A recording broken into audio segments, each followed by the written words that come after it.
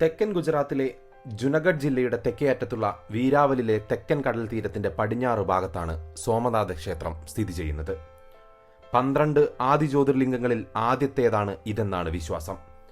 ഈ ക്ഷേത്രം സ്ഥിതി ചെയ്യുന്നത് ഇന്ത്യയുടെ പടിഞ്ഞാറൻ തീരത്തെ തന്ത്രപ്രധാനമായിട്ടുള്ള ഒരു പ്രദേശത്തു കൂടിയാണ്. ക്ഷേത്രം സ്ഥിതി ചെയ്യുന്നിടത്തു നിന്നും ദക്ഷിണ ധ്രുവത്തിലേക്കൊരു നേർരേഖ വരച്ചാൽ അതിനിടയ്ക്ക് സമുദ്രമല്ലാതെ മറ്റൊന്നും തന്നെയില്ല.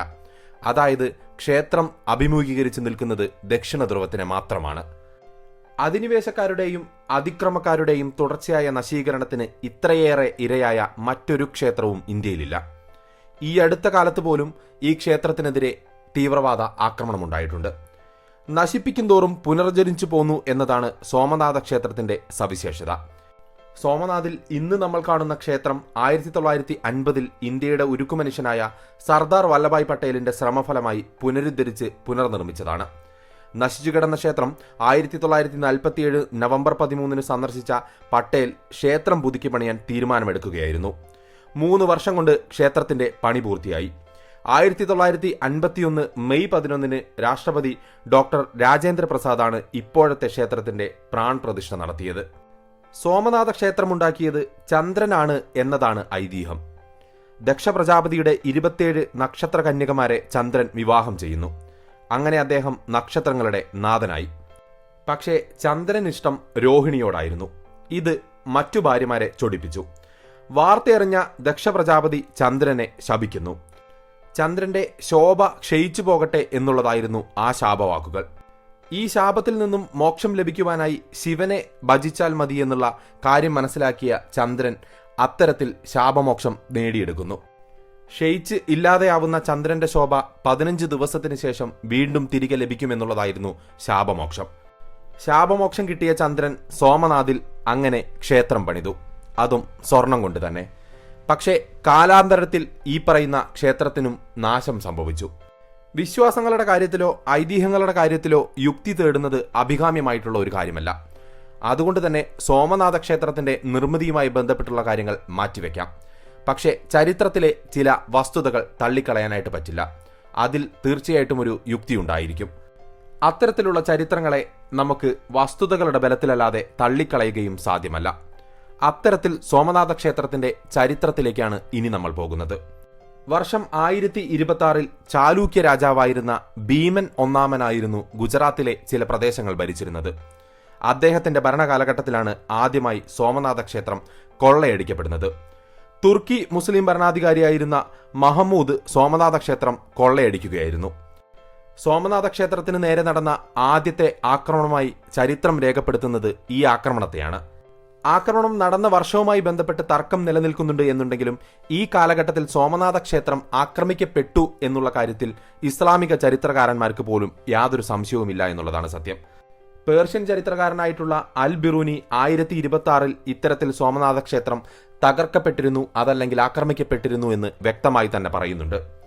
അതുപോലെ തന്നെ ഗാർസിനി, ഇബ്നു സാഹിർ, ഇബ്നു അൽ അദിർ തുടങ്ങിയ ഇസ്ലാമിക ചരിത്രകാരന്മാരും ഇതേ കാര്യം സ്ഥിരീകരിച്ചിട്ടുണ്ട്. ഇവർക്കെല്ലാവർക്കും തന്നെ ഇടയിലുള്ള തർക്കം എന്ന് പറയുന്നത് ആക്രമിക്കപ്പെട്ട വർഷത്തിന്റെ കാര്യത്തിൽ മാത്രമാണ്. തുർക്കോ പേർഷ്യൻ സാഹിത്യത്തിൽ മഹമ്മൂദിന്റെ ആക്രമണവുമായി ബന്ധപ്പെട്ട് 50,000-ലധികം ആളുകൾക്ക് ജീവൻ നഷ്ടപ്പെട്ടു എന്നാണ് പറയപ്പെടുന്നത്. മഹമ്മൂദിന്റെ ആക്രമണത്തിന് ശേഷം 1143-72 കാലഘട്ടത്തിൽ ജീവിച്ചിരുന്ന കുമാരപാല എന്ന സോളങ്കി രാജാവ് സോമനാഥ ക്ഷേത്രം പുനർനിർമ്മിച്ചു. മരത്തടിയിലും കല്ലിലുമാണ് അദ്ദേഹം ക്ഷേത്രം പുനർനിർമ്മിച്ചത്.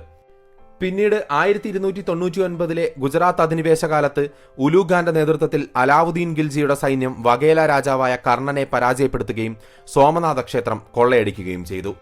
പിന്നീട് 1308 സൗരാഷ്ട്രയിലെ ചുദാസാമ രാജാവായ മഹിപാല ഒന്നാമൻ ഈ ക്ഷേത്രം പുനർനിർമ്മിച്ചു. 1331 1351 ഇടയിൽ ഇദ്ദേഹത്തിന്റെ മകനായ ഗംഗരയാണ് ഈ പ്രതിഷ്ഠ അവിടെ നടത്തുന്നത്. പക്ഷേ 14-ാം നൂറ്റാണ്ടിന്റെ അവസാനത്തിൽ വീണ്ടും സോമനാഥ ക്ഷേത്രം ആക്രമിക്കപ്പെടുകയാണ്.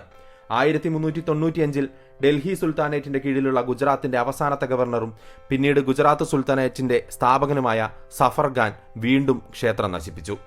1451 ഗുജറാത്ത് സുൽത്താനായിരുന്ന മഹ്മൂദ് ബെഗഡ വീണ്ടും ക്ഷേത്രത്തെ ആക്രമിക്കുന്നു. 1665 മുഗൾ ചക്രവർത്തിയായ ഔറംഗസേബ് സോമനാഥ ക്ഷേത്രം നശിപ്പിക്കാൻ ഉത്തരവിടുന്നു. അത്തരത്തിലൊരു ഉത്തരവ് നടപ്പിലാകാതിരുന്നതുകൊണ്ടായിരിക്കണം 1706 ഔറംഗസേബ് സോമനാഥ ക്ഷേത്രം തകർത്ത് പള്ളിയാക്കാൻ വേണ്ടി വീണ്ടും ഒരു ഉത്തരവിടുന്നുണ്ട്. ഇത്തരത്തിൽ നിരന്തരമായ ആക്രമണങ്ങൾക്കും കൊള്ളയടിക്കലുകൾക്കും തകർക്കലുകൾക്കും ശേഷവും സോമനാഥ ക്ഷേത്രം ഇന്നും തലയുയർത്തി നിൽക്കുകയാണ്. ഇന്നത്തെ സോമനാഥ ക്ഷേത്രത്തിന്റെ നിർമ്മാണം നടക്കുന്നത് 1950, 1951 കാലഘട്ടത്തിലാണ്. ഇന്ത്യയുടെ ഉപപ്രധാനമന്ത്രിയായിരുന്ന സർദാർ വല്ലഭായ് പട്ടേൽ 1947 നവംബർ 12 ജുനഗഡിൽ വരികയും അദ്ദേഹം സോമനാഥ ക്ഷേത്രം പുനർനിർമ്മിക്കാനുള്ള ഉത്തരവിടുകയും ചെയ്തു. പട്ടേലും KM മുൻഷിയും മറ്റു കോൺഗ്രസ് നേതാക്കളും സോമനാഥ ക്ഷേത്രം പുനർനിർമ്മിക്കണമെന്ന ആവശ്യവുമായി മഹാത്മാഗാന്ധിയുടെ അടുത്ത് പോയപ്പോൾ ഗാന്ധിജി ഈ ഒരു നീക്കത്തെ അനുഗ്രഹിക്കുകയും ചെയ്തു. എന്നാൽ നിർമ്മാണത്തിനുള്ള ഫണ്ട് പൊതുജനങ്ങളിൽ നിന്ന് ശേഖരിക്കണമെന്നും ക്ഷേത്രത്തിന് സർക്കാർ ഫണ്ട് നൽകരുതെന്നുമായിരുന്നു ഗാന്ധിയുടെ പ്രധാന ആവശ്യമെന്ന് പറയുന്നത്. അങ്ങനെ സോമനാഥ ക്ഷേത്രത്തിന്റെ പേരിൽ ഒരു ക്ഷേത്ര ട്രസ്റ്റ് ആരംഭിക്കുകയും ആ ട്രസ്റ്റിന് കീഴിലാണ് സോമനാഥ ക്ഷേത്രത്തിന്റെ പണി പൂർത്തിയാക്കുകയും ചെയ്യുന്നത്. അന്നത്തെ സിവിൽ സപ്ലൈസ് വകുപ്പ് മന്ത്രിയായിരുന്ന KM മുൻഷിയായിരുന്നു സോമനാഥ ക്ഷേത്ര ട്രസ്റ്റിന് നേതൃത്വം നൽകിയത്. അദ്ദേഹം ഇന്ത്യ ഗവൺമെന്റിന്റെ ഇടപെടൽ ക്ഷേത്രത്തിന്റെ പുനർനിർമ്മാണവുമായി ബന്ധപ്പെട്ട കാര്യങ്ങളിൽ ആഗ്രഹിച്ചിരുന്നുവെങ്കിലും ശ്രമിച്ചിരുന്നുവെങ്കിലും നെഹ്റുവിന്റെ എതിർപ്പ് കാരണം അതൊന്നും തന്നെ സംഭവിച്ചില്ല. 1950 ഒക്ടോബറിൽ സോമനാഥ ക്ഷേത്രത്തിന്റെ സ്ഥലത്തുണ്ടായിരുന്ന മസ്ജിദ് പൂർണ്ണമായും പൊളിച്ച് മറ്റൊരു സ്ഥലത്തേക്ക് നീക്കിവെച്ചു. അതിനുശേഷം ഗുജറാത്തിലെ പരമ്പരാഗത സോമാപുരി ക്ഷേത്ര നിർമ്മാതാക്കളാണ് പുതിയ ഘടന നിർമ്മിച്ചത്. 1951 മെയ് 11 KM മുൻഷിയുടെ ക്ഷണപ്രകാരം ഇന്ത്യൻ രാഷ്ട്രപതി ഡോക്ടർ രാജേന്ദ്ര പ്രസാദ് ക്ഷേത്രത്തിന്റെ പ്രാണപ്രതിഷ്ഠാ ചടങ്ങ് നിർവഹിച്ചു.